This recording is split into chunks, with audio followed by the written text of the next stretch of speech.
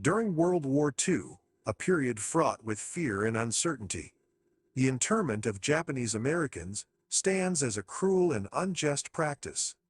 These innocent individuals, many of whom were American citizens, were forcibly removed from their homes and confined in internment camps solely based on their Japanese ancestry. This act of mass incarceration was fueled by racial prejudice, wartime hysteria, and the unfounded belief that Japanese Americans posed a threat to national security. The internment of Japanese Americans serves as a stark reminder of the devastating consequences that arise when fear and discrimination prevail over justice and compassion.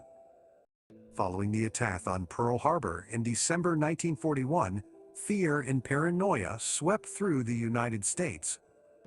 The government, under the guise of protecting national security, enacted a series of discriminatory measures targeting Japanese Americans. On February 19, 1942, President Franklin D. Roosevelt signed Executive Order 9066, authorizing the relocation and internment of Japanese Americans living on the West Coast.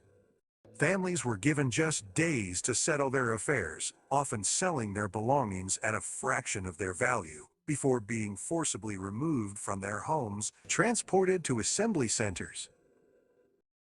Once at the assembly centers, families were subjected to harsh living conditions in overcrowded and hastily constructed barracks. Privacy was virtually non-existent, as families were crammed into small spaces with only thin partitions between them.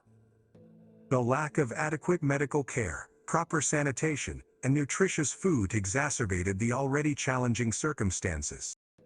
Despite the difficult circumstances, Japanese Americans tried to make the best of their situation by creating schools, churches, and recreational activities within the confines of the internment camps.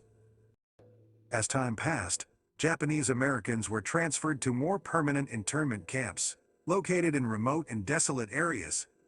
These internment camps, surrounded by barbed wire fences and guard towers, resembled prison facilities rather than places of temporary confinement. Families faced the constant scrutiny of armed guards and strict regulations, further dehumanizing their experience. Despite the injustice they faced, many Japanese Americans found solace in the support and solidarity within their own community. It was not until 1944, as the war began to wane and public opinion shifted, that the United States government acknowledged the injustice of the internment.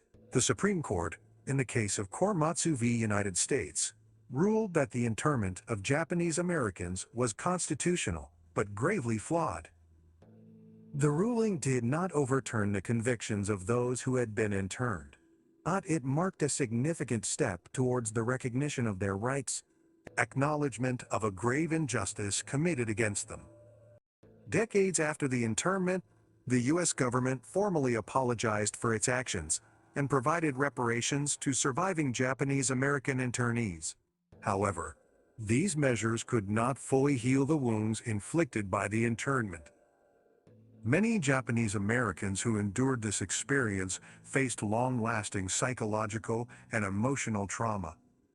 The internment not only robbed them of their freedom, but also eroded their sense of belonging and trust in their own government.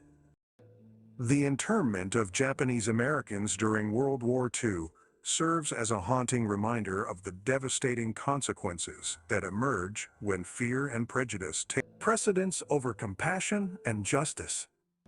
It stands as a blemish on the history of the United States and a testament to the vital importance of safeguarding the rights and dignity of all individuals, regardless of their nationality or ethnicity. By understanding and acknowledging this dark chapter in history, we strive to ensure that such cruel customs are never repeated.